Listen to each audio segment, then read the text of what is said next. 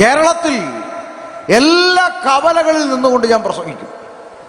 ആയിരക്കണക്കിന് ആളുകൾ കൂടുന്ന സ്റ്റേജിനേക്കാൾ എനിക്കിഷ്ടം റോഡിൽ നിന്നിട്ട് വിളിച്ചു പറയും, യേശു അല്ലാതെ മറ്റൊരുത്തനിലും രക്ഷയില്ലെന്ന്. ഞാൻ ചിന്തിക്കുന്നു, എന്നിൽ മറ്റൊരു ഗുണവും ദൈവം കാണാനില്ല. കർത്താവ് കണ്ടെങ്കിൽ നാണമില്ലാതെ ദൈവത്തെ സേവിക്കുന്നത്, റോഡിൽ നിന്ന് പൊടിയും പുകയും സഹിച്ച് സുവിശേഷ വിരോധികളുടെ തല്ലുകൊണ്ട് യേശുവിനെ പ്രസംഗിച്ചത് മാത്രമാണ് ഇന്ന് ഞാൻ അനുഭവിക്കുന്ന സകല നന്മകളുടെയും ഉറവിടം. 3 മാസം പ്രായമുള്ള എൻ്റെ കുഞ്ഞിന് ഒരു ഗ്ലാസ് പാല് കാച്ചിക്കൊടുക്കുവാൻ എനിക്ക് നിവൃത്തിയില്ലായിരുന്നു. 3 മാസമുള്ള എൻ്റെ കുഞ്ഞിനെ കിടത്താൻ ഇതുപോലൊരു പായില്ലായിരുന്നു. എന്നിട്ടും യേശുവിനെ തള്ളി പറഞ്ഞില്ല. യേശുവിന് വേണ്ടി നിന്നു. മാറിയിടാൻ ഒരു ഉടുപ്പില്ലാതെ ഒരൊറ്റ ഡ്രസ്സും ഇട്ടുകൊണ്ട് വിളിക്കുന്ന സ്ഥലത്തൊക്കെ പ്രസംഗിക്കാൻ പോയിട്ടുണ്ട്. ഇന്ന് ദൈവകൃപയാൽ ഇഷ്ടം പോലെ ഇടാനുണ്ട്. ഞാൻ പറഞ്ഞത്, ഇല്ലായ്മയിലും യേശുവിന് വേണ്ടി നിന്നാൽ, പ്രതികൂലത്തിലും യേശുവിന് വേണ്ടി നിന്നാൽ, പ്രതിസന്ധികളിലും യേശുവിന് വേണ്ടി നിന്നാൽ, അതേ ജനത്തിന്റെ നടുവിൽ ദൈവം നിന്റെ തലയെ ഉയർത്തുന്ന, ജീവിതത്തിന്റെ ചരിത്രം മാറ്റിമറിക്കുന്ന ഒരു ദിവസം വരും വരും വരും വരും. അതിനുവേണ്ടി ആത്മാർത്ഥതയോടെ കർത്താവിനെ സേവിക്കണം. നിറഞ്ഞ മനസ്സോടെ കർത്താവിനെ സ്നേഹിക്കണം. നമ്മൾ നേരത്തെ ഈ പിള്ളേര് കാണിക്കുന്ന മാജിക് പോലെ ഇൻസ്റ്റാൾമെന്റ് സൗഖ്യമൊന്നും യേശുവിന് ഇല്ല. ഇപ്പൊ ഇൻസ്റ്റാൾമെന്റ് സൗഖ്യമാണ്.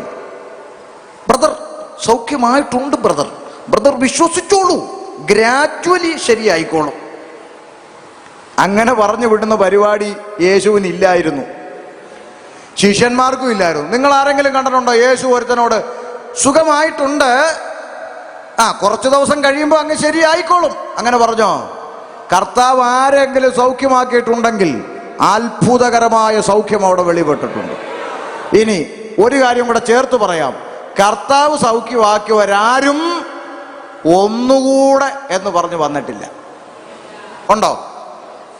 യേശു ഒരാളെ സൗഖ്യമാക്കി, അയാൾ പോയി, 2 ദിവസം കഴിഞ്ഞപ്പോൾ തിരിച്ചു വന്നു, ഇന്നലെ ചെയ്തേ അങ്ങോട്ട് ഒത്തില്ല, ശരിയായില്ല, ആ മുഴ ഇപ്പോഴും ചെറുതായിട്ട് ഒന്നുകൂടെ വന്നിട്ടുണ്ടോ? ഇല്ല. കർത്താവ് സൗഖ്യമാക്കിയാൽ അത് സാക്ഷാൽ സൗഖ്യമാണ്. ഇന്ന് രാത്രിയിലെ തിരുവചന ചിന്തയ്ക്ക് ആധാരമായി ഒരു വേദഭാഗം നമുക്ക് വേദപുസ്തകത്തിൽ നിന്ന് വായിക്കാം. അപ്പോസ്തല പ്രവൃത്തി 14-ാം അധ്യായം അതിൻ്റെ 15-ാമത്തെ വാക്യം ഒരാൾക്ക് ഉറക്കെ വായിച്ച് സഹായിക്കാം. സ്തോത്രം. നിങ്ങൾ ചെയ്യുന്നത് എന്ത്? പുരുഷന്മാരെ, നിങ്ങൾ ഈ ചെയ്യുന്നത് എന്ത്? നിങ്ങൾ ഈ ചെയ്യുന്നത് എന്ത്? ഞങ്ങൾ നിങ്ങളോട് സമസ്വഭാവമുള്ള മനുഷ്യരത്രേ. ഞങ്ങൾ നിങ്ങളോട് സമസ്വഭാവമുള്ള മനുഷ്യരത്രേ. നിങ്ങൾ ഈ വ്യർത്ഥ കാര്യങ്ങളെ വിട്ടിട്ട് ആകാശവും ഭൂമിയും സമുദ്രവും അവയിലുള്ള സകലത്തെയും ഉണ്ടാക്കിയ ജീവനുള്ള ദൈവത്തിങ്കിലേക്ക് തിരിയണമെന്നുള്ള സുവിശേഷം ഞങ്ങൾ നിങ്ങളോട് അറിയിക്കുന്നു. ഇന്ന് രാത്രി നമ്മൾ ഒരുമിച്ച് ദേശത്തോട് വിളംബരം ചെയ്യുന്നു. മനുഷ്യരെ, നിങ്ങൾ വ്യർത്ഥ കാര്യങ്ങളെ വിട്ട് ആകാശവും ഭൂമിയും സമുദ്രവും അവയിലുള്ള സകലത്തെയും ഉണ്ടാക്കിയ ജീവനുള്ളൊരു ദൈവമുണ്ട്. ആ ജീവനുള്ള ദൈവത്തിങ്കലേക്ക് തിരിയണം. അതാണ് സുവിശേഷം എന്ന് രേഖപ്പെടുത്തിയിരിക്കുന്നത്. അപ്പൊ സുവിശേഷം എന്ന വാക്കിന്റെ അർത്ഥം ജീവനുള്ള ദൈവത്തിങ്കലേക്ക് വരണം എന്നുള്ളതാണ്. എൻ്റെ മലയാളം നിങ്ങൾക്ക് മനസ്സിലാകുന്നുണ്ടാവും അല്ലേ? ഞാൻ ഒത്തിരി കട്ടി ഉപയോഗിക്കാതെ വളരെ ലളിതമായിട്ടാണ് പറയുന്നത്. അത് ഈ മിക്സഡ് ബോർഡർ ആണെന്ന് എനിക്ക് അറിയാവുന്നത് കൊണ്ടാണ് ഞാൻ ലളിതമായി സംസാരിക്കുന്നത്. മനസ്സിലാക്കാൻ ബുദ്ധിമുട്ടുണ്ടോ? ഇല്ല. ഓക്കെ. അപ്പോ കൃത്യമായി വേദപുസ്തകം പറയുകയാണ്, മനുഷ്യൻ വ്യർത്ഥ വ്യർത്ഥമായി ചെയ്യുന്ന പല കാര്യങ്ങളുണ്ട്, അത് വിട്ടുകളയണം. ജീവനുള്ള ദൈവത്തിങ്കലേക്ക് തിരിഞ്ഞു വരണം. രണ്ട് ചിന്തയാണ് ഈ ഭാഗത്തുള്ളത്. ഇന്ന് നമ്മുടെ കേരളക്കരയിൽ മലയാളികളുടെ ഇടയിൽ പൊതുവെ എല്ലാവരും തമ്മിൽ പറയുന്ന ഒരു ചർച്ചയുണ്ട്. അതെന്താണെന്നറിയാമോ? ഈ ആളുകളെല്ലാം എന്തിനാണ് യേശുവിൻ്റെ പിന്നാലെ പോകുന്നത്? ഒരു ചർച്ചയാണ്. നമ്മളിപ്പം വഴിയിൽ കാണുന്ന ഒരാളോട് യേശുവിനെ കുറിച്ച് പറഞ്ഞാൽ കുറഞ്ഞ പക്ഷം അയാൾ പറയും, എൻ്റെ കുടുംബത്തിൽ എൻ്റെ ബന്ധത്തിൽപ്പെട്ട ഒരാൾ പെന്തക്കോസിൽ ഉണ്ടെന്ന് പറയും. എങ്ങനെ കറങ്ങിത്തിരിഞ്ഞു വന്നാലും കുടുംബത്തിൽ ഒരാൾ പെന്തക്കോസിൽ പോയിട്ടുണ്ടെന്ന് പറയും. അപ്പം ഈ ആളുകളെല്ലാം യേശുവിൻ്റെ പിന്നാലെയാണ്. അപ്പം എല്ലാവരും ഇങ്ങനെ ചിന്തിക്കുക, എന്താണ് ജാതി മത വ്യത്യാസമില്ലാതെ എല്ലാവരും യേശുവിൻ്റെ പിന്നാലെ പോയിക്കൊണ്ടിരിക്കുകയാണ്. ഇപ്പം നമ്മളൊരു സുവിശേഷ യോഗത്തിൻ്റെ നോട്ടീസ് എടുത്ത് നോക്കിയാൽ നമുക്ക് ആ നോട്ടീസിൽ കാണാൻ കഴിയും, പാസ്റ്റർ സുരേഷ് കുമാർ, രമേഷ് കുമാർ, രതീഷ് കുമാർ, രതീഷ് അല്ലേ, ഗോപാലകൃഷ്ണൻ, നാരായണൻകുട്ടി പാസ്റ്റർ, ഇങ്ങനെ കുറേ പാസ്റ്റർമാരെ നമുക്ക് കാണാനായിട്ട് സാധിക്കും. ഇനി വേറൊരു കൂട്ട് നോട്ടീസ് എടുത്ത് നോക്കിയാൽ നിങ്ങൾക്ക് കാണാം, പാസ്റ്റർ ഷമീർ കൊല്ലം, എൻ്റെ പേരാ, pastor Siyad Muhammad Kottayam, pastor Naseer Alappuzha, pastor Shajahan Malappuram, pastor Abdul Samad Thiruvananthapuram, pastor Abdul Wahab Kannur. ഇതൊക്കെ ഉള്ളതാണോന്നാ? ഉള്ളതാ.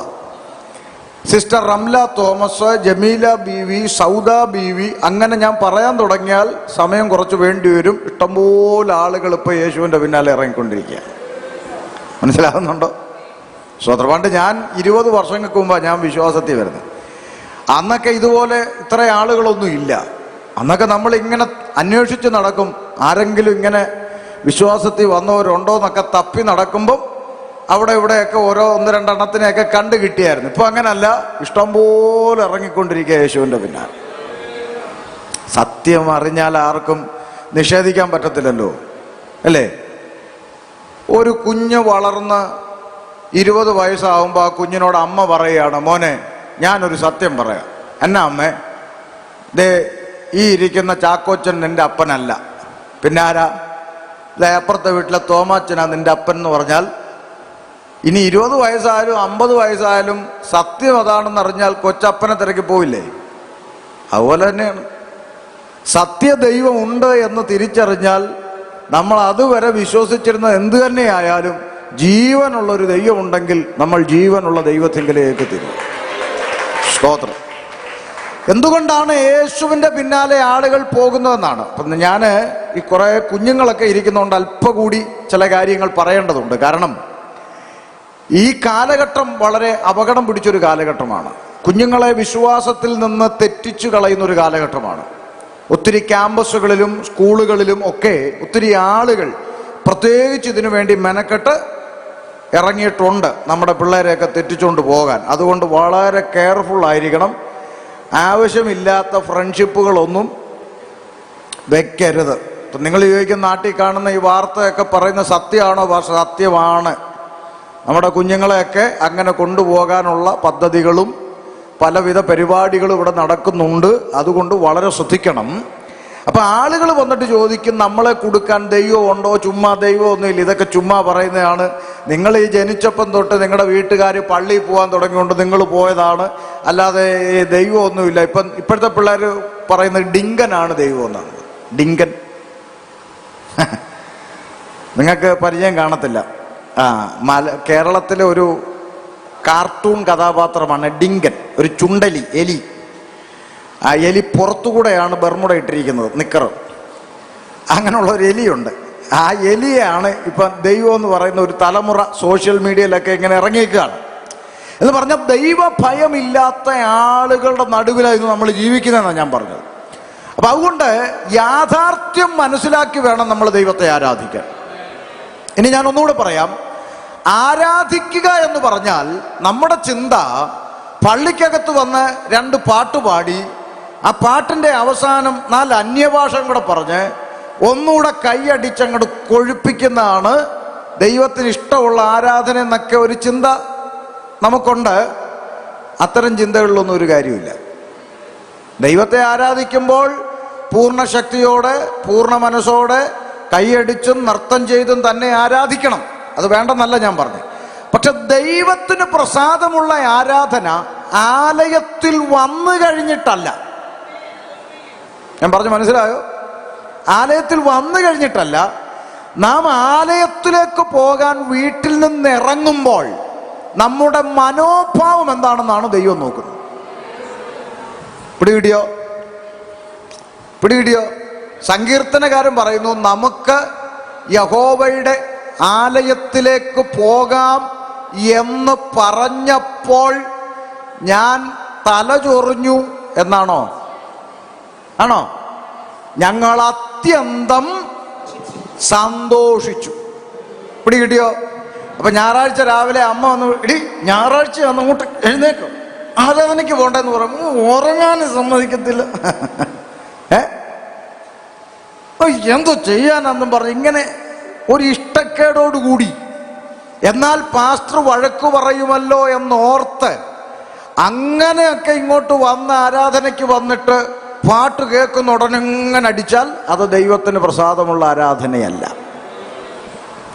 നാം ആവലോടെ കാത്തിരിക്കുക ഒരു ഞായറാഴ്ചയാകാൻ, ദൈവസന്നിധിയിൽ പോകാൻ, നമ്മുടെ ഭാരങ്ങൾ ഇറക്കി വെക്കാൻ, ദൈവസന്നിധിയിൽ സന്തോഷിപ്പാൻ, ആശ്വാസം കണ്ടെത്താൻ ആവലോടെ കാത്തിരിക്കുന്ന ഒരു മനോഭാവത്തോടെ വേണം നമ്മൾ ആരാധനയ്ക്ക് ദൈവസന്നിധി. ഓക്കെ, ആരാധനയുടെ വിഷയങ്ങൾ നമുക്ക് നാളത്തേക്ക് പിന്നാലെ വെക്കാം. ഇപ്പൊ നമ്മുടെ വിഷയത്തിലോട്ട് വരും. അപ്പൊ ആളുകളുടെ ഇടയിൽ ഒരു ചർച്ചയുണ്ട്, എന്തിനാണ് ആളുകൾ യേശുവിന്റെ പിന്നാലെ പോകും. അപ്പൊ ചില ആളുകൾ പറയും, അവര് യേശുവിന്റെ പുറകെ പോയത് അമേരിക്കൻ പണം കിട്ടാൻ വേണ്ടിയാണ്. എന്താന്ന്? American dollar. അമേരിക്കക്കാരുടെയൊക്കെ ഇരിപ്പ് കണ്ടു. ഒരു സ്തോത്രം പറഞ്ഞേ. പോരാ, നല്ലൊരു സ്തോത്രം പറഞ്ഞേ. ഇപ്പൊ കിടക്കാൻ ഒരു പായില്ലെങ്കിലും കേൾക്കാൻ ഒരു സുഖമില്ലേ? അമേരിക്കക്കാരെന്നൊക്കെ പറഞ്ഞൊരു സുഖമല്ലേ? അപ്പൊ അമേരിക്കൻ പണം കിട്ടാൻ വേണ്ടിയാണ് യേശുവിന്റെ പിന്നാലെ പോകുന്നതെന്ന് പറയുന്നവരോട് ഞാൻ എൻ്റെ അനുഭവത്തിൽ നിന്ന് പറയാം. ഇന്നേക്ക് 20 വർഷങ്ങൾക്ക് മുമ്പ് എന്ന് ഈ പുസ്തകം എടുത്തുകൊണ്ട് ഇറങ്ങിയോ അന്ന് ഉള്ള കിടക്കാടും കൂടെ പോയി. ആമേൻ. ബാപ്പായുടെ കുടുംബവും ഉമ്മയുടെ കുടുംബവും എന്ന് പറഞ്ഞാൽ മുസ്ലിങ്ങളായിരുന്നല്ലോ. ഞാൻ മുസ്ലിം കുടുംബത്തിലാണല്ലോ ജനിച്ചു വളർന്നത്. അപ്പൊ ഞങ്ങൾ അച്ഛൻ അമ്മ എന്ന് വിളിക്കുന്നതിന് പകരം ബാപ്പ ഉമ്മ എന്നാണ് വിളിക്കുന്നത്. അപ്പൊ ഉമ്മയുടെ കുടുംബത്തിൽ നിന്നും ബാപ്പയുടെ കുടുംബത്തിൽ നിന്നും ആളുകൾ എൻ്റെ മുഖത്ത് നോക്കി പറഞ്ഞു, നീ പെന്തക്കോസിൽ തുള്ളാൻ പോയെങ്കിൽ തെണ്ടിത്തിരിഞ്ഞ് ഞങ്ങളുടെ അടുക്കൽ വരുമെന്ന് പറഞ്ഞു. അപ്പൊ ഞാൻ അവരോട് എന്ത് പറഞ്ഞു? അവിടെ മുമ്പിൽ നിന്ന് കരഞ്ഞോ? അങ്ങനൊന്നും കരയരുത്. ഞാൻ അവരോട് പറഞ്ഞു, ഞാൻ തെണ്ടിത്തിരിഞ്ഞ് നിങ്ങളുടെ അടുക്ക വരാൻ ഞാൻ സേവിക്കുന്ന യേശു തെണ്ടിയല്ലെന്ന് പറഞ്ഞു. ആമേൻ. ഞാൻ സേവിക്കുന്ന യേശു തെണ്ടിയല്ലെന്ന് പറഞ്ഞു. ജീവനുള്ള ദൈവമാണ്. അതുകൊണ്ട് തെണ്ടിത്തിരിഞ്ഞ് വരത്തില്ലെന്ന് പറഞ്ഞു. കാണാം എന്ന് പറഞ്ഞ് ഇറക്കി വിട്ടു. 1 സെന്റ് ഭൂമി ഓഹരി ഷെയർ തരത്തില്ലെന്ന് പറഞ്ഞു. വേണ്ടാന്ന് പറഞ്ഞു. അതിനുവേണ്ടി കേസ് കൊടുക്കാനോ വഴക്കുണ്ടാക്കാനൊന്നും വരത്തില്ലെന്ന് പറഞ്ഞു. ഇറങ്ങി. ഡിഗ്രി പറയാനൊന്നുമില്ല, 10ാം ക്ലാസ്സേ പഠിച്ചിട്ടുള്ളൂ. ഡിഗ്രി ഒന്നും പറയാനില്ല. പക്ഷെ എൻ്റെ ഉമ്മയുടെയും ബാപ്പയുടെയും ഒക്കെ കുടുംബത്തിൽ ഡിഗ്രി ഉള്ള ഒത്തിരി പേര്, ഈ ഡിഗ്രി ഉള്ള ഒരുത്തനും പോയിട്ടില്ലാത്ത രാജ്യങ്ങളിൽ ഈ പുസ്തകവുമായി ഞാൻ കടന്നു പോകും. ഇനി അമേരിക്ക എന്നാണെങ്കിൽ അമേരിക്കയിലും പോയി 1 അല്ല 3 വട്ടം. അടുത്ത വർഷം വീണ്ടും പോകാനിരിക്കുക. ഞാൻ പറഞ്ഞത്, ഈ പുസ്തകം ചുമന്നവരെ ആരെയും ദൈവം തലകുനിക്കാനിടയാക്കിയിട്ടില്ല. ഈ പുസ്തകം ആത്മാർത്ഥമായി ചുമന്ന ഒരുത്തനെയും ജാതികളുടെ നടുവിൽ ലജ്ജിപ്പിക്കുന്ന ഒരു ദൈവമല്ല ഇന്ന് രാത്രി ഞാനും നിങ്ങളും ആരാധിക്കുന്ന ദൈവം അവൻ ജീവനുള്ള ദൈവമാണെന്ന് തിരിച്ചറിഞ്ഞുകൊണ്ടാണ് ആരാധനയ്ക്ക് ഇറങ്ങിയതെങ്കിൽ, അവനെ ആത്മാർത്ഥമായി സേവിക്കുന്നെങ്കിൽ, സ്നേഹിക്കുന്നെങ്കിൽ, ദേശത്തിന്റെ മുമ്പിൽ തലകുനിയുവാൻ ഈ ദൈവം അനുവദിക്കത്തില്ലെന്നാ പറഞ്ഞത്. കരങ്ങൾ ഉയർത്തി കർത്താവിനെ സ്തുതിച്ചാട്ടെ. പക്ഷെ ഒരു കുഴപ്പമുണ്ട് ദൈവമക്കളെ, നമ്മുടെ മനോഭാവം. നിങ്ങൾക്കറിയാമോ, എനിക്ക് ഏറ്റവും കൂടുതൽ പ്രസംഗിക്കാൻ ഇഷ്ടം എവിടാന്ന് നിങ്ങൾക്കറിയാമോ? ഈ ജംഗ്ഷനുകൾ, കവലകളിലാണ്. പരസ്യങ്ങൾ തമിഴ്നാട്ടിൽ അത് അനുവദനീയമല്ലെന്ന് എനിക്കറിയാം. കേരളത്തിൽ എല്ലാ കവലകളിൽ നിന്നുകൊണ്ട് ഞാൻ പ്രസംഗിക്കും. ആയിരക്കണക്കിന് ആളുകൾ കൂടുന്ന സ്റ്റേജിനേക്കാൾ എനിക്കിഷ്ടം റോഡിൽ നിന്നിട്ട് വിളിച്ചു പറയും, യേശു അല്ലാതെ മറ്റൊരുത്തനിലും രക്ഷയില്ലെന്ന്. ഞാൻ ചിന്തിക്കുന്നു, എന്നിൽ മറ്റൊരു ഗുണവും ദൈവം കാണാനില്ല. കർത്താവ് കണ്ടെങ്കിൽ നാണമില്ലാതെ ദൈവത്തെ സേവിക്കുന്നത്, റോഡിൽ നിന്ന് പൊടിയും പുകയും സഹിച്ച് സുവിശേഷ വിരോധികളുടെ തല്ലുകൊണ്ട് യേശുവിനെ പ്രസംഗിച്ചത് മാത്രമാണ് ഇന്ന് ഞാൻ അനുഭവിക്കുന്ന സകല നന്മകളുടെയും ഉറവിടം. അതുകൊണ്ട് ഞാൻ നിങ്ങളോട് പറയാം, ഒരു ട്രാക്റ്റ് കൊടുക്കാൻ നാണിക്കരുത്. സ്തോത്രം, ഹല്ലേലൂയ. ഒരു ട്രാക്റ്റ് കൊടുക്കാൻ ലജ്ജിക്കരുത്. യേശുവിനെ കുറിച്ച് പറയാൻ ലജ്ജിക്കരുത്. ഞാൻ ചലഞ്ച് ചെയ്യുന്നു, നിങ്ങൾ സുവിശേഷത്തിന് വേണ്ടി നിന്ന് നോക്കേ, ഈ പട്ടണത്തിൽ നിങ്ങളുടെ ചരിത്രം മാറും. അല്ല, നമ്മൾ ഞായറാഴ്ച വന്ന് 2 പാട്ടും പാടി കൊട്ടി വീട്ടിൽ പോയി, പിന്നെ അടുത്ത തിങ്കളാഴ്ച മുതൽ ശനിയാഴ്ച വരെ നമ്മൾ ടിവിയും കണ്ട്, സീരിയലും കണ്ട്, സിനിമയും കണ്ട്, സിനിമാ പാട്ടും കേട്ട് നമ്മൾ അടിച്ചു പൊളിച്ചിങ്ങനെ നടന്ന് എല്ലാം കഴിഞ്ഞിട്ട് വീണ്ടും അടുത്ത ഞായറാഴ്ച വന്ന് 2 പാട്ട് പാടിക്കൊടുത്താൽ ദൈവം നമുക്ക് വേണ്ടി പ്രവർത്തിക്കുമെന്നാണോ? സ്തോത്രം.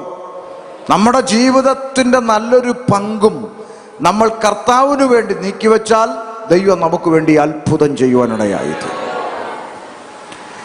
അപ്പൊ ആളുകൾ പറയുന്നു, അമേരിക്കൻ പണം കിട്ടാൻ വേണ്ടി യേശുവിന്റെ പിന്നാലെ പോകുന്നില്ല. 3 മാസം പ്രായമുള്ള എൻ്റെ കുഞ്ഞിന് ഒരു ഗ്ലാസ് പാല് കാച്ചിക്കൊടുക്കുവാൻ എനിക്ക് നിവൃത്തിയില്ലായിരുന്നു. 3 മാസമുള്ള എൻ്റെ കുഞ്ഞിനെ കിടത്താൻ ഇതുപോലൊരു പായില്ലായിരുന്നു. എന്നിട്ടും യേശുവിനെ തള്ളി പറഞ്ഞില്ല. യേശുവിന് വേണ്ടി നിന്നു. മാറിയിടാൻ ഒരു ഉടുപ്പില്ലാതെ ഒരൊറ്റ ഡ്രസ്സും ഇട്ടുകൊണ്ട് വിളിക്കുന്ന സ്ഥലത്തൊക്കെ പ്രസംഗിക്കാൻ പോയിട്ടുണ്ട്. ഇന്ന് ദൈവകൃപയാൽ ഇഷ്ടം പോലെ ഇടാനുണ്ട്. ഞാൻ പറഞ്ഞത്, ഇല്ലായ്മയിലും യേശുവിന് വേണ്ടി നിന്നാൽ, പ്രതികൂലത്തിലും യേശുവിന് വേണ്ടി നിന്നാൽ, പ്രതിസന്ധികളിലും യേശുവിന് വേണ്ടി നിന്നാൽ, അതേ ജനത്തിന്റെ നടുവിൽ ദൈവം നിന്റെ തലയെ ഉയർത്തുന്ന, ജീവിതത്തിന്റെ ചരിത്രം മാറ്റിമറിക്കുന്ന ഒരു ദിവസം വരും വരും വരും വരും. അതിനുവേണ്ടി ആത്മാർത്ഥതയോടെ കർത്താവിനെ സേവിക്കണം. നിറഞ്ഞ മനസ്സോടെ കർത്താവിനെ സ്നേഹിക്കണം. നമ്മൾ നേരത്തെ പ്രിയ സഹോദരൻ ലീഡ് ചെയ്തപ്പോൾ പറഞ്ഞു, യേശുവേ നിനക്ക് വേണ്ടി മരിക്കാനും തയ്യാറാണെന്ന് എത്ര പേർക്ക് ആത്മാർത്ഥമായി പറയാൻ കഴിഞ്ഞു? ഞങ്ങളൊക്കെ ചുമ്മാ സ്റ്റേജിൽ നിന്ന് പറയുന്നവരല്ല. ഈ കഴിഞ്ഞ ദിവസം ഒരു പരസ്യവും നടത്തിക്കൊണ്ടിരുന്നപ്പോൾ ഓടി വന്ന് ഒറ്റ അടി അടിച്ചു. അങ്ങനെ തല്ലൊക്കെ കൊണ്ടുകൊണ്ട് നിൽക്കുന്നവരാ. സ്തോത്രം. ഒന്നും മാറ്ററല്ല. നമ്മുടെ കർത്താവ് കാൽവരിയിൽ നമുക്ക് വേണ്ടി കൊണ്ട അടിയുടെ 1000-ൽ 1 പോലും നമുക്ക് ദൈവം അനുവദിച്ചു തന്നിട്ടില്ല. സ്തോത്രം. അപ്പൊ അമേരിക്കൻ പണം കിട്ടാൻ വേണ്ടി അല്ല യേശുവിന്റെ പിന്നാലെ പോകുന്നത്. പിന്നെ ചില ആളുകൾ പറയും, പെന്തിക്കോസ്തുകാര് 500 രൂപയും കഞ്ഞിയും പയറും അരിയും പയറും കൊടുത്ത് ഞങ്ങളുടെ ആളുകളെ മതം മാറ്റുന്നു എന്നാണ് പറയുന്നത്. കേരളത്തിൽ അങ്ങനെ പറയുന്ന ചില ആളുകളുണ്ട്, ഈ BJP സംഘികൾ എന്ന് പറയും, അവർ പറയും. അപ്പൊ അങ്ങനെയുള്ളവരോട് ഞാൻ പറയും, നിങ്ങൾക്ക് ഞാനൊരു നല്ല വഴി പറഞ്ഞു തരാം. 500 രൂപയും അരിയും പയറും കൊടുത്ത് പെന്തിക്കോസ്തുകാർ ആരെങ്കിലും മതം മാറ്റുന്നെന്ന് നിങ്ങൾക്ക് പരാതി ഉണ്ടെങ്കിൽ നിങ്ങൾക്ക് നല്ലൊരു വഴി ഞാൻ പറഞ്ഞു തരാം. എന്താണെന്നറിയാമോ? നിങ്ങൾ 1000 രൂപയും ചിക്കൻ ഫ്രൈയും കൊടുത്ത് തിരിച്ചു കൊണ്ടുപോയാൽ മതി. പോരെ? എളുപ്പ വഴിയല്ലേ? 500 രൂപയും കഞ്ഞിയും പയറും കൊണ്ട് ആരെങ്കിലും ഇങ്ങോട്ട് കൊണ്ടുവന്നാൽ നിങ്ങൾ 1000 രൂപയും കോഴിക്കാലും കാണിച്ച് അങ്ങോട്ട് കൊണ്ടുപോക്കണം. അപ്പൊ കഞ്ഞിയും പയറിനും വേണ്ടി വന്നവർ ചിക്കൻ ഫ്രൈ കണ്ട പോകാതിരിക്കുമോ? പോകും. അങ്ങനെ എന്തെങ്കിലും കിട്ടുമെന്ന് പറഞ്ഞ് ഇതിനകത്ത് ആരെങ്കിലും കയറിയിട്ടുണ്ടെങ്കിൽ അവരെല്ലാം പൊക്കോണമെന്നാണ് ഞങ്ങളുടെ പ്രാർത്ഥന. സ്തോത്രം. അല്ല, പാസ്റ്റർ അടുത്ത് പോയാൽ ഞങ്ങൾക്ക് എന്തെങ്കിലും കിട്ടും, ഒന്നും വേണ്ട. നിത്യതയ്ക്ക് വേണ്ടി ഇറങ്ങിത്തിരിച്ചവരുണ്ടെങ്കിൽ അവരിവിടെ നിന്നോണം. നിങ്ങളെ ചേർക്കുവാനാണ് യേശു വീണ്ടും വരാൻ പോകുന്നത്. സ്തോത്രം. മനസ്സിലായോ? അപ്പം ആളുകളെല്ലാം യേശുവിന്റെ പിന്നാലെ പോവുക. ജാതി മത വ്യത്യാസമില്ലാതെ എല്ലാവരും യേശുവിന്റെ പിന്നാലെയാണ്. എന്തുകൊണ്ടാണ് എല്ലാവരും യേശുവിന്റെ പിന്നാലെ പോകുന്നത്? യേശു ജീവിക്കുന്ന ദൈവമായതുകൊണ്ടാണ്. എന്താ ഈ ജീവിക്കുന്ന ദൈവം? ഞാനൊരു ചെറിയ കഥ പറയാമേ. ഒരു കഥ, നിങ്ങൾക്കെല്ലാം കഥ കേൾക്കാനൊക്കെ ഇഷ്ടമായിരിക്കും. ഒരു കുഞ്ഞിൻ്റെ കൈക്ക് പിടിച്ചുകൊണ്ട് ഒരു പപ്പ നമുക്ക് ദൈവത്തെ പ്രാർത്ഥിക്കാൻ പോവാന്ന് പറഞ്ഞു. ക്ഷേത്രത്തിൽ, അമ്പലത്തിൽ. ഇങ്ങനെ കൊച്ചിനെയും കൈക്ക് പിടിച്ചുകൊണ്ട് ഇങ്ങനെ പോവുക. അപ്പൊ ഈ അമ്പലത്തിന്റെ ഫ്രണ്ടിലെത്തിയപ്പോൾ ഈ കൊച്ചിങ്ങനെ നിന്നു, പേടിച്ച്. ചോദിച്ചു, എന്നാ മോനെ?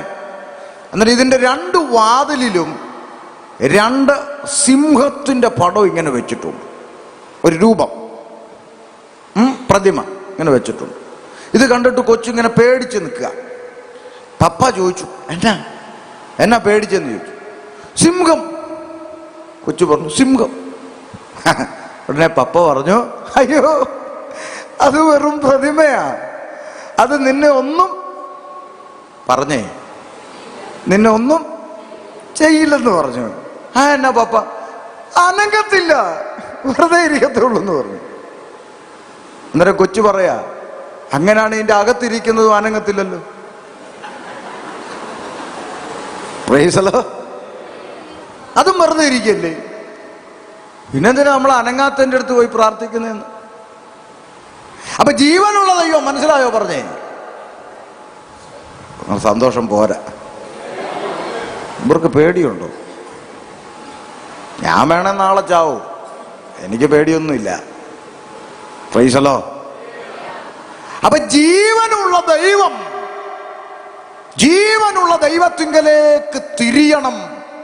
അതാണ് സുവിശേഷം. അപ്പൊ 2 ചിന്തകൾ പരിമിത സമയത്തിനുള്ളിൽ ചിന്തിക്കാനുണ്ട്. ഒന്ന്, മനുഷ്യൻ വിട്ടുകളയേണ്ടുന്ന വ്യർത്ഥമായ കാര്യങ്ങൾ എന്താണ്? 2, ആരാണ് ജീവനുള്ള ദൈവം എന്നുള്ളതാണ് നമ്മുടെ ചിന്താവിഷയം. ആ ചിന്തയിലേക്ക് നമുക്ക് പ്രവേശിക്കാം. അതിൻ്റെ 1 മുതലുള്ള വാക്യങ്ങളിൽ ഈ സംഭവത്തിന്റെ പശ്ചാത്തലം എന്താണെന്ന് നമുക്ക് ശാന്തമായി ഒന്ന് പഠിക്കാം. വായിച്ചേ 1 മുതൽ. ഇക്കോന്യയിൽ അവർ ഒരുമിച്ചു. ശ്രദ്ധിച്ചേ, നിർത്തി, നമുക്ക് ചിന്തിച്ചു പോകാം. ഇക്കോന്യയിൽ എന്ന് പറഞ്ഞാൽ എന്താ? കളീക്കവിളയിൽ, പാറശാലയിൽ, കുഴിത്തുറയിൽ എന്ന് പറയുന്ന പോലെ ഇക്കോന്യ എന്ന് പറഞ്ഞ ഒരു പട്ടണത്തിൽ യേശുക്രിസ്തുവിന്റെ ശിഷ്യന്മാർ ഒരുമിച്ചു കൂടി. എന്നിട്ട് എന്ത് ചെയ്തു? വായിച്ചേ. യഹൂദന്മാരുടെ പള്ളിയിൽ ചെന്നു. യഹൂദന്മാരിലും യവനന്മാരിലും വലിയൊരു പുരുഷാരം വിശ്വസിപ്പാൻ തക്കവണ്ണം സംസാരിച്ചു. ശ്രദ്ധിച്ചേ, യേശുക്രിസ്തുവിന്റെ ശിഷ്യന്മാർ ആരുടെ പള്ളിയിൽ ചെന്നു? യഹൂദന്റെ പള്ളിയിൽ ചെന്നു. അപ്പൊ നിങ്ങൾ പഠിക്കണം. യഹൂദൻ എന്ന് പറഞ്ഞാൽ ആരാന്ന് ചോദിച്ചാൽ, ഞങ്ങൾ പണ്ടേ ദൈവത്തിന്റെ സ്വന്തം ജനമാണെന്ന് പറയാൻ അവകാശമുള്ളൊരു കൂട്ടം ഭൂമിയിലുണ്ടെങ്കിൽ ആരേ ഉള്ളൂ?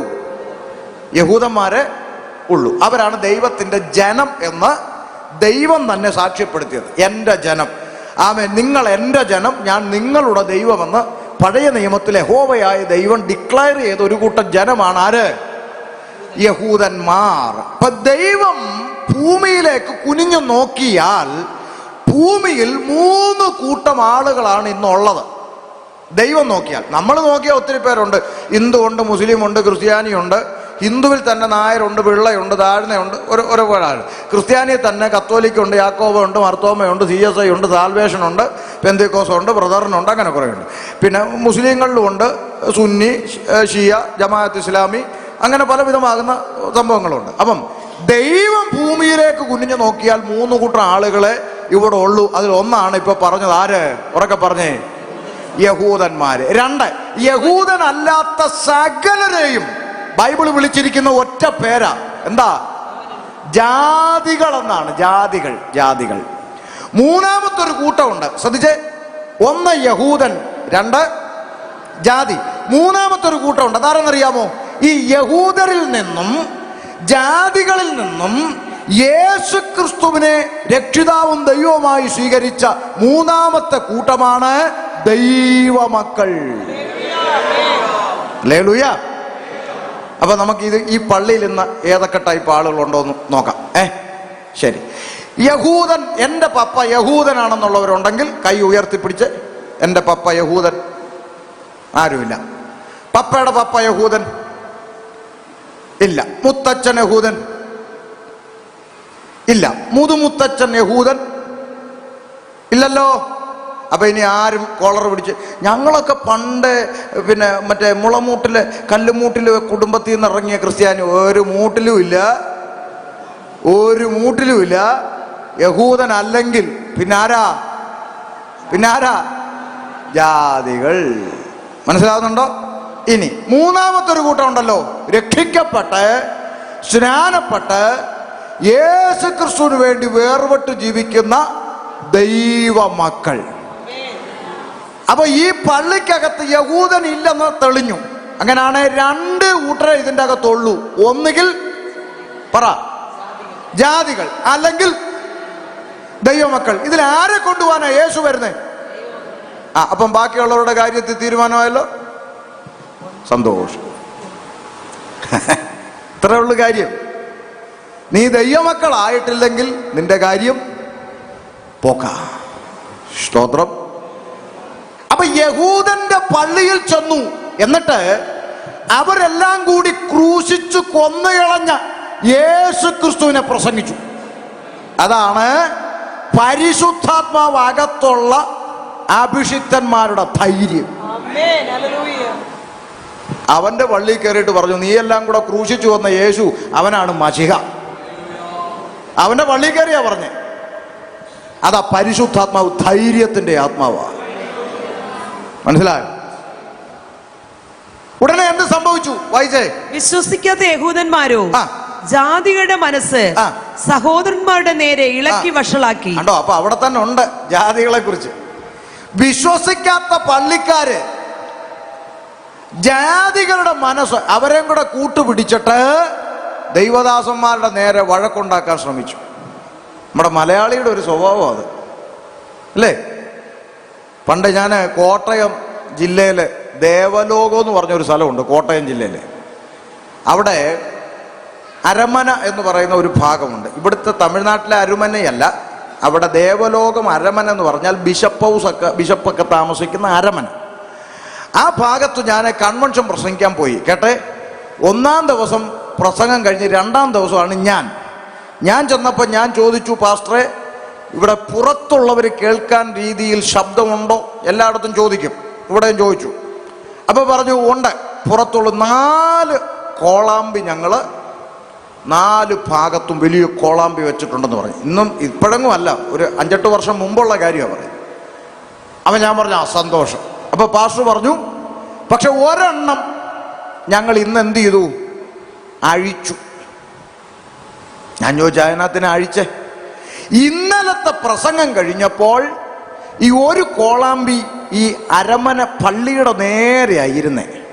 അപ്പൊ ഇന്നലത്തെ പ്രസംഗം കഴിഞ്ഞപ്പോൾ പള്ളിയിലെ അച്ഛൻ ഈ പെന്തക്കോസ് പാസ്റ്ററെ, സംഘാടകനെ വിളിച്ചിട്ട് ചോദിക്കുകയാണ്, ഈ പള്ളിയുടെ അടുത്തിരിക്കുന്ന കോളാമ്പി നിങ്ങൾ അഴിക്കുന്നോ അതോ ഞാൻ ഇവിടുത്തെ BJP-ക്കാരെ അങ്ങോട്ട് വിടണോന്ന്? ആരാ ചോദിച്ചേ? അച്ഛൻ ചോദിക്കുക ആരെ വിടണം? അയ്യോ, അങ്ങനെ ഒരു കൂട്ടരെ നിങ്ങൾക്ക് അറിയത്തില്ലേ? RSS BJP അറിയത്തില്ലേ? തമിഴ്നാട്ടിലില്ലേ? അല്ല, ഇവരെ ഇരിപ്പ് കണ്ടിട്ട് അറിയാത്തവരെ പോലെ സംഖ്യകളെന്നായിരിക്കും പറയും. അപ്പൊ അവരെ അങ്ങോട്ട് വിടണോ എന്ന് ചോദിച്ചു. അപ്പൊ ഇതാണ് അവസ്ഥ. ഇത് ഇന്നും ഇന്നലെയും തുടങ്ങിയതല്ല. കർത്താവിൻ്റെ ശിഷ്യന്മാരുടെ കാലഘട്ടം തുടങ്ങി ജാതികളെ കൂട്ടുപിടിച്ചു ദൈവദാസന്മാരുടെ നേരെ തിരിഞ്ഞു എന്നാണ് വായിച്ചത്.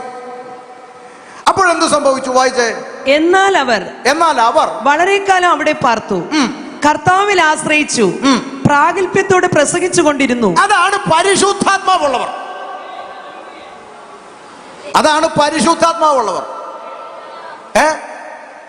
ഈ പാ കാണുമ്പോ തുത്തുന്ന് അടിച്ചിട്ട് അങ്ങോട്ടിറങ്ങുമ്പോ പേടിച്ചോടുന്നതൊന്നും പരിശുദ്ധാത്മാവല്ല.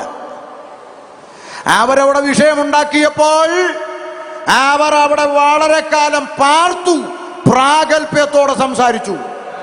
ആരെങ്കിലും ഓലപ്പാമ്പ് കൊണ്ട് കാണിച്ചാൽ ഓടുന്നവനല്ല, പരിശുദ്ധാത്മാവുള്ള അഭിഷിക്തന്മാർ അവരവിടെ തന്നെ താമസിച്ചു, ധൈര്യത്തോടെ ദൈവവചനം പ്രസംഗിച്ചു. ആമേൻ.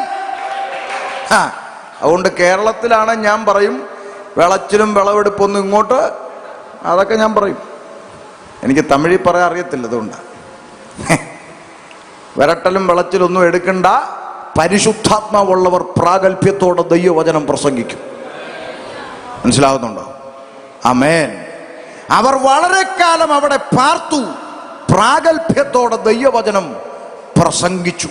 അപ്പോഴെന്ത് സംഭവിച്ചു? അടുത്ത വാക്യം. അവൻ തന്റെ കൃപയുടെ വചനത്തിന് സാക്ഷ്യം നിന്ന് അവരുടെ കയ്യാൽ അടയാളങ്ങളും അത്ഭുതങ്ങളും ഉണ്ടാകുവാൻ വരം നൽകി.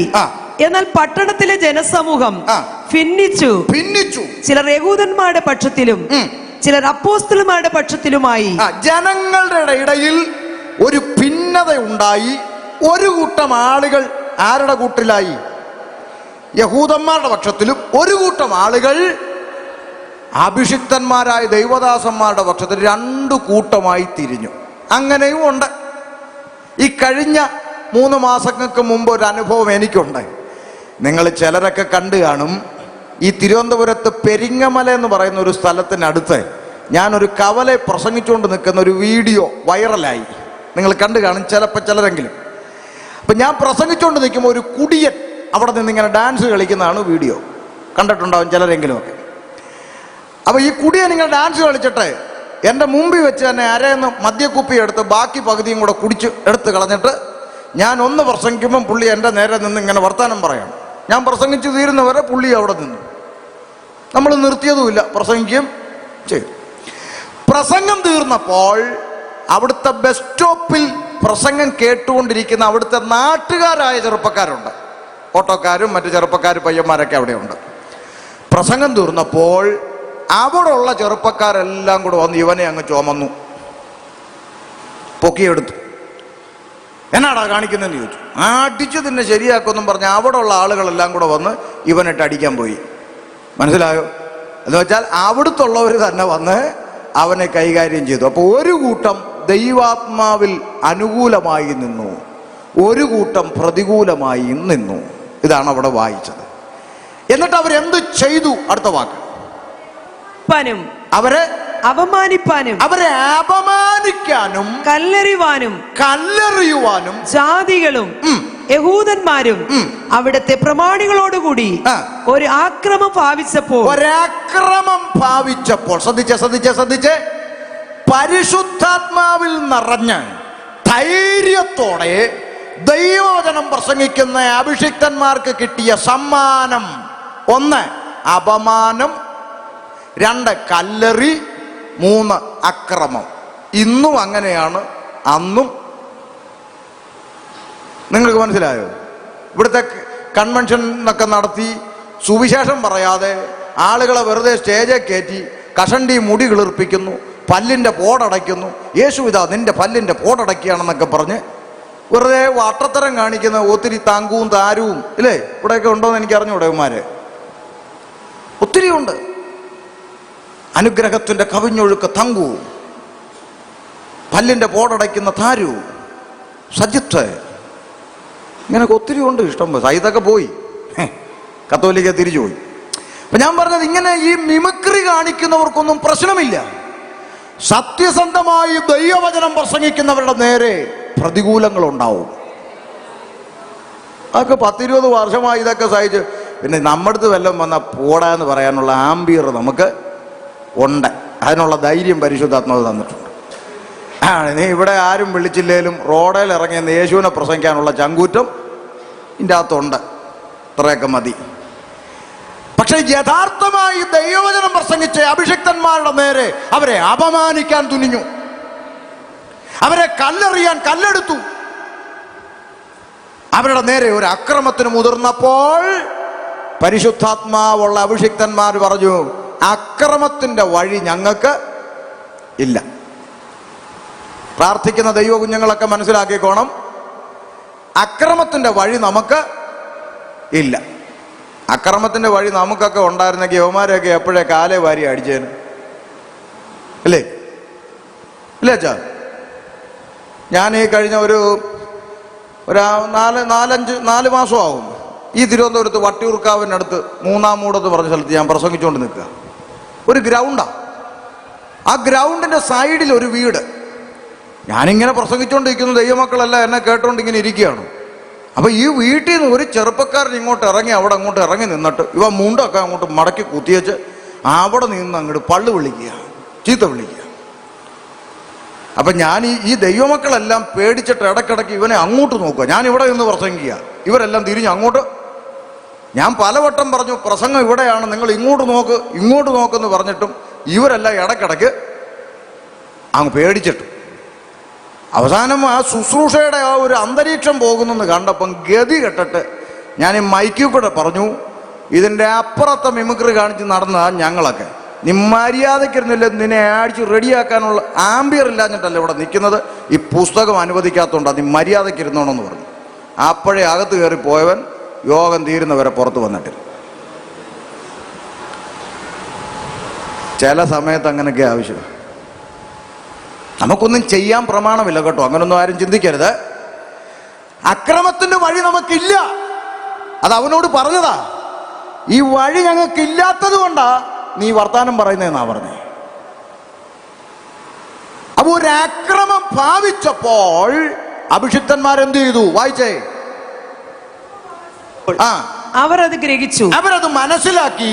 ലുസ്ത്ര, ദർബ എന്ന ലുക്കവോന്യ പട്ടണങ്ങളിലേക്കും ചുറ്റുമുള്ള ദേശത്തിലേക്കും ഓടിപ്പോയി. മറ്റു അക്രമത്തിന് മുതിർന്നപ്പോൾ അടിക്കുന്ന വഴി ഞങ്ങൾക്കില്ലെന്ന് പറഞ്ഞ് അവര് മറ്റു പട്ടണങ്ങളിലേക്ക് മാറിപ്പോയി. അവിടെ ചെന്നിട്ട് അവരവിടെ ബിസ്ക്കറ്റ് കച്ചവടം നടത്തിയെന്നാണോ? പിന്നെന്താ? അവിടെ സുവിശേഷം അറിയിച്ചു പോന്നു. കണ്ടോ? അപ്പൊ പരിശുദ്ധാത്മാവ് അകത്തുള്ള അഭിഷിക്തന്മാരുടെ ലക്ഷണം, ഏത് പട്ടണത്തിൽ കൊണ്ടിട്ടാലും അവര് സുവിശേഷം പറയും.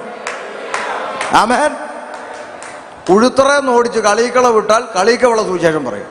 കളീക്കവളെന്ന് ഓടിച്ച് പാറശാല വിട്ടാൽ പാറശാല പോയി സുവിശേഷം പറയും. പാറശാലയെന്ന് ഓടിച്ച് അമരവിള വിട്ടാൽ അമരവിള സുവിശേഷം പറയും. അമരവിളയെന്ന് ഓടിച്ച് നെയ്യാറ്റിങ്കര വിട്ടാൽ നെയ്യാറ്റിങ്കര സുവിശേഷം പറയും. ദൈവദാസന്മാരെ ഉലകത്തിൽ എവിടെ കൊണ്ടിട്ടാലും ഞങ്ങൾ സുവിശേഷം പറഞ്ഞിരിക്കും. ഹല്ലേലൂയ. അങ്ങനെ അവർ ലുസ്ത്ര എന്ന് പറഞ്ഞ സ്ഥലത്ത് സുവിശേഷം പ്രസംഗിച്ചു കൊണ്ടിരുന്നപ്പോൾ സംഭവിച്ച കാര്യമാണ് ഇനി വായിക്കാൻ പോകുന്നത്. വായിച്ചാട്ടെ.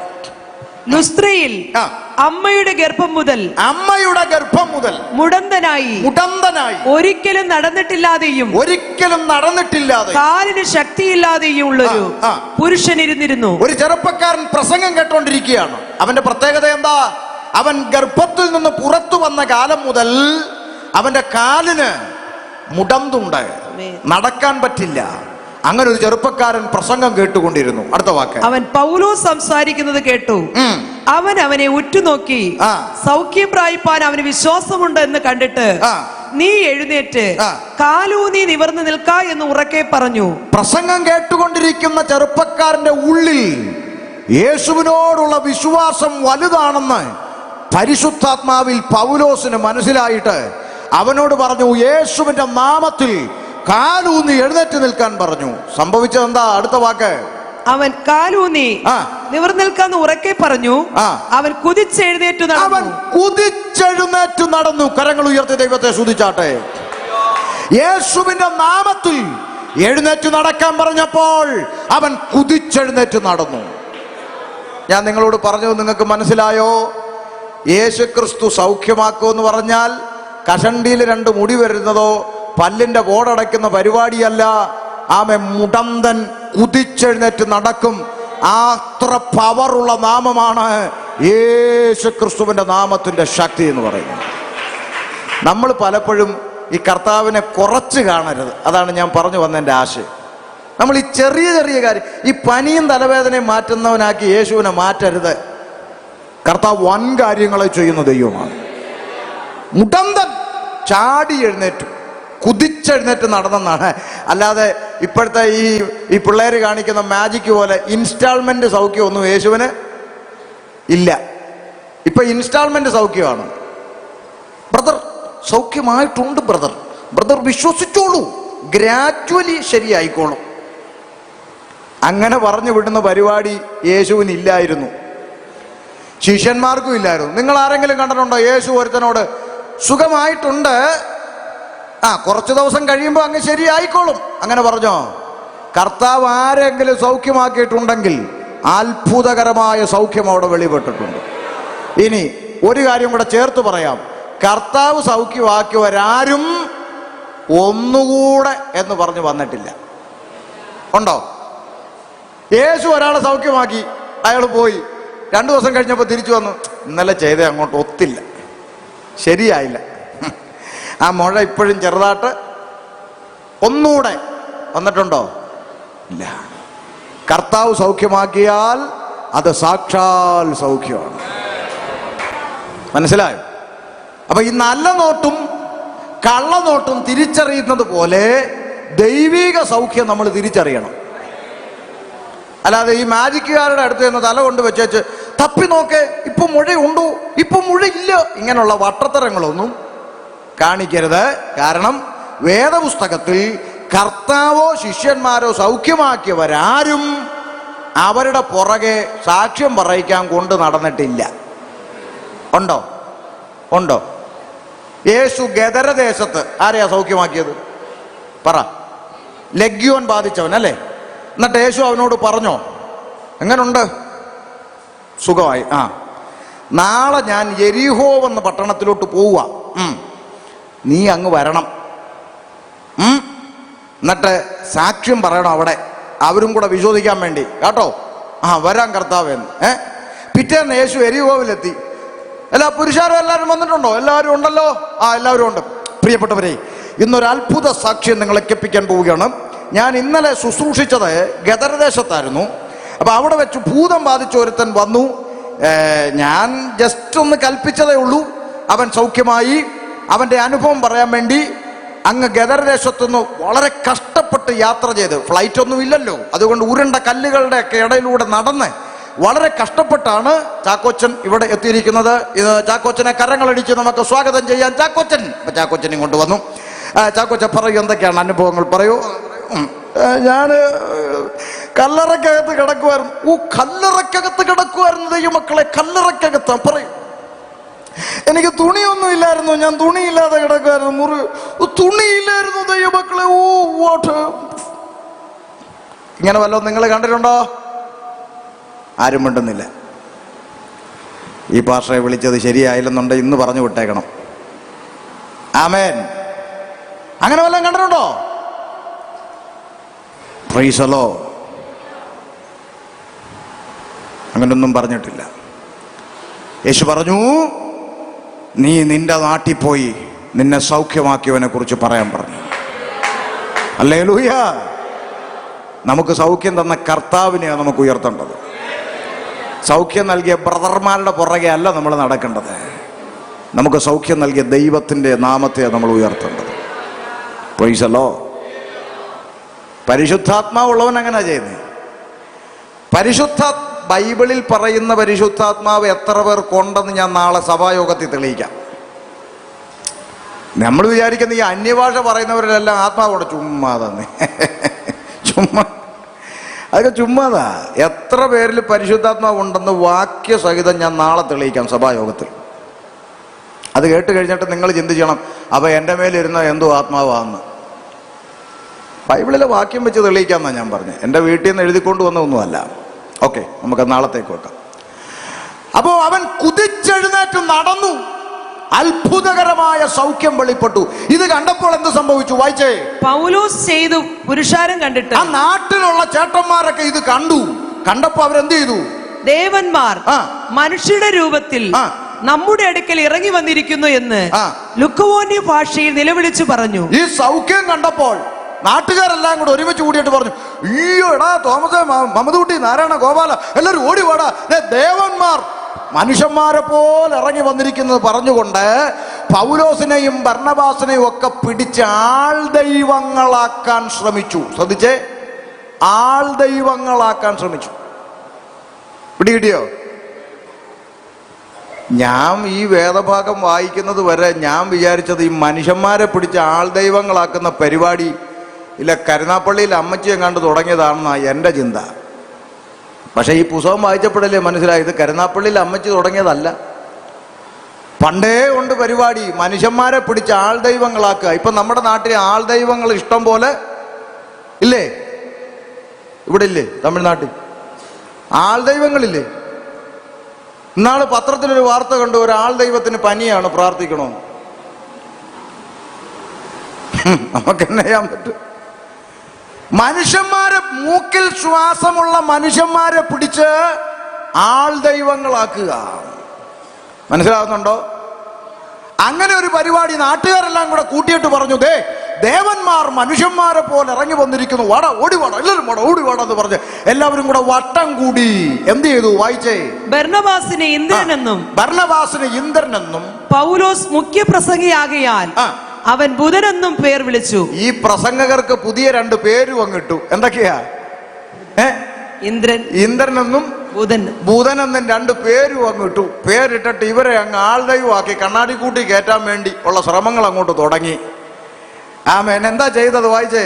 പട്ടണത്തിന്റെ മുമ്പിലുള്ള ഇന്ദ്രക്ഷേത്രത്തിലെ പുരോഹിതൻ കാളകളെയും പൂമാലകളെയും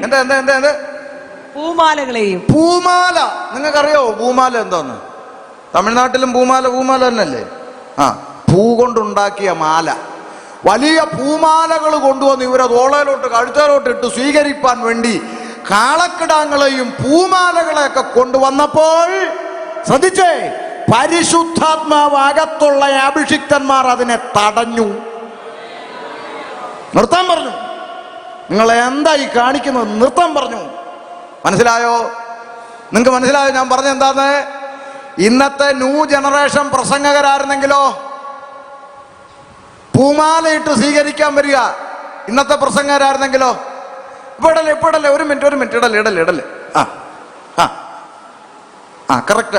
സെൽഫി ഇട്ടോളൂ, ഫോട്ടോ എടുക്കുക, നേരെ സോഷ്യൽ മീഡിയയിൽ ഇട്ടിടുക. ഞങ്ങൾ ഗുജറാത്തിൽ ചെന്നപ്പോൾ സ്വീകരിച്ച വിധം പൂമാല. പ്രൈസലോ. എന്നാൽ പരിശുദ്ധാത്മാവാകത്തുള്ള അഭിഷിക്തന്മാർ അതിനെ അനുവദിച്ചില്ല കേട്ടോ. ഇതൊക്കെ തിരിച്ചറിയണം. ദൈവാത്മാവ് അകത്തുള്ളവർ തടഞ്ഞു. അരുത്, ഞങ്ങളെ പൂമാലയിട്ടൊന്നും സ്വീകരിക്കണ്ട.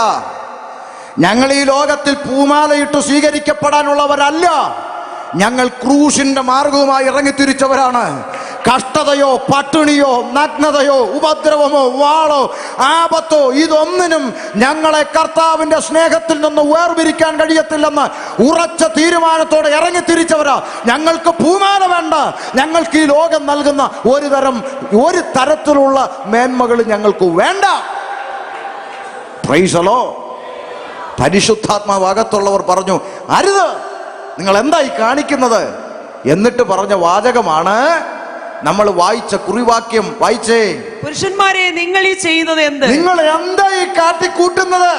ഞങ്ങൾ നിങ്ങളോട് സമസ്വഭാവമുള്ള മനുഷ്യരത്രേ. ഞങ്ങൾക്ക് പ്രത്യേകതയൊന്നുമില്ല.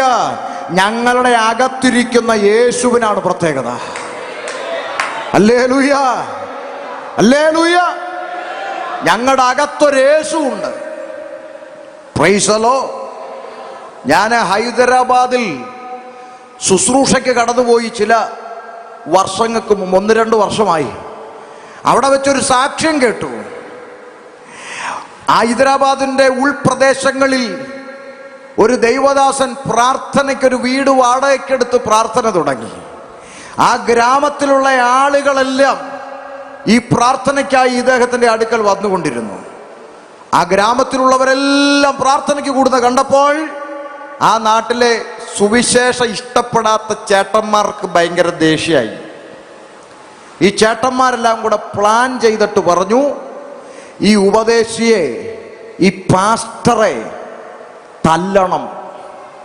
അവർ ഇരുമ്പ് വടിയും മരക്കഷ്ണങ്ങളുമൊക്കെയായി പാസ്റ്ററെ തല്ലാൻ 4 ദിവസം പാസ്റ്റർ ചർച്ചിൽ നിന്ന് വീട്ടിലേക്ക് പോകുന്ന വഴിവക്കിലുള്ള മരത്തിൻ്റെ പിറകിൽ 4 ദിവസത്തോളം ഓരോ ദിവസവും ഇവർ കാത്തിരുന്നു. 5-ാമത്തെ ദിവസം ഈ കൂട്ടുകാരെ വിളിച്ചപ്പോൾ ആ കൂട്ടുകാരിൽ ഒരുത്തൻ ആക്സിഡൻ്റായി. അവൻ വരാൻ പറ്റിയില്ല ആർക്കും, എല്ലാവരും ആശുപത്രിയിൽ പോയി.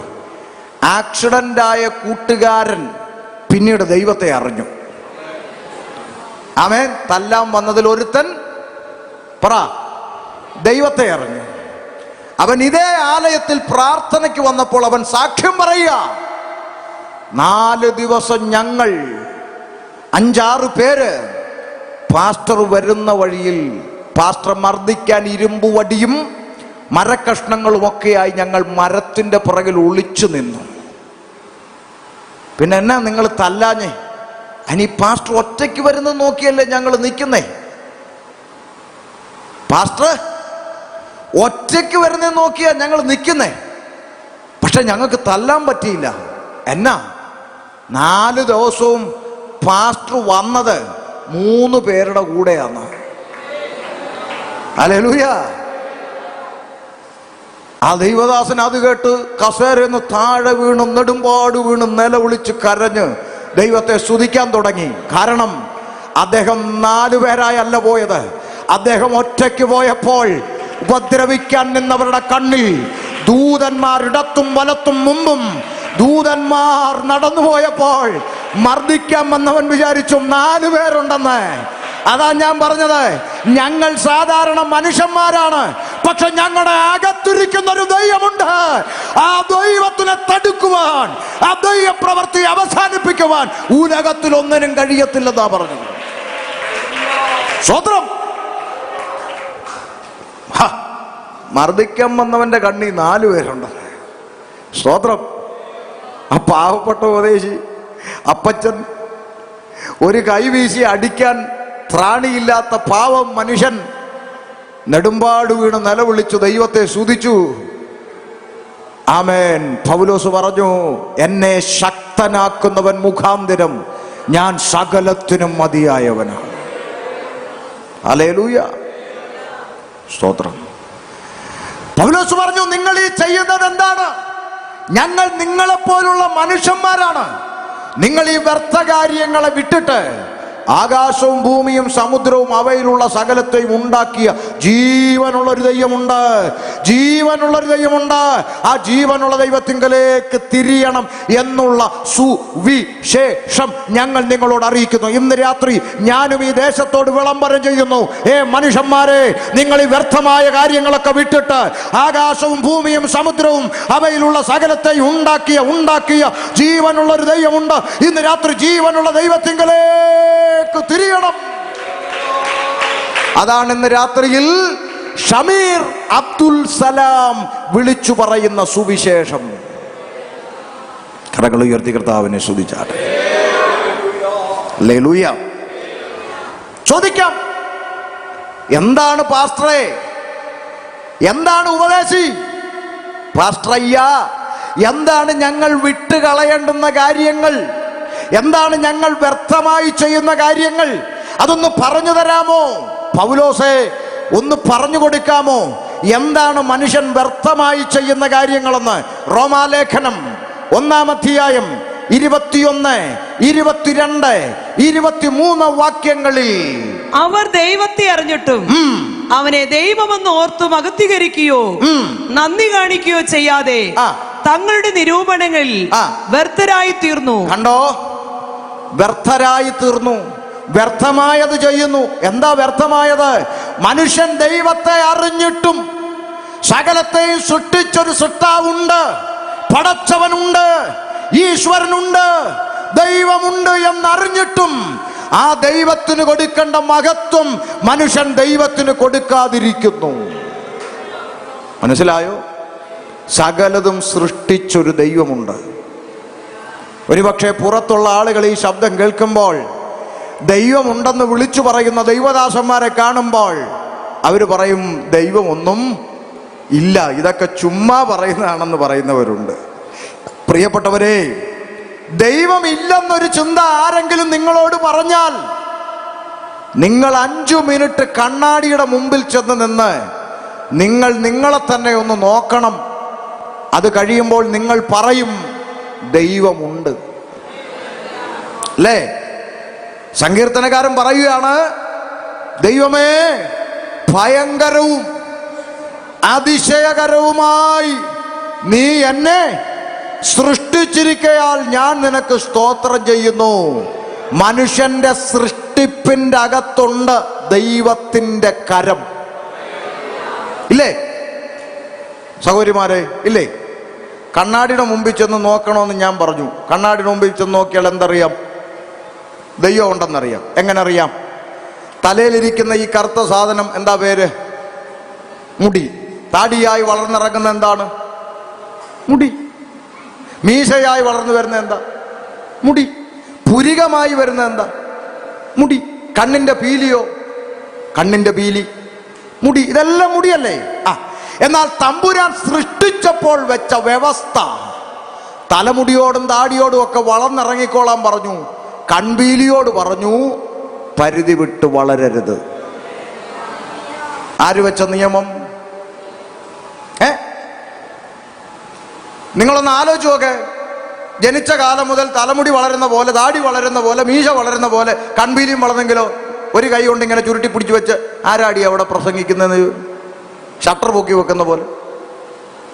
യോ, എന്തൊരു ഗതികേട്! ഒരു കൈ അതിനു വേണ്ടി തന്നെ എപ്പോഴും.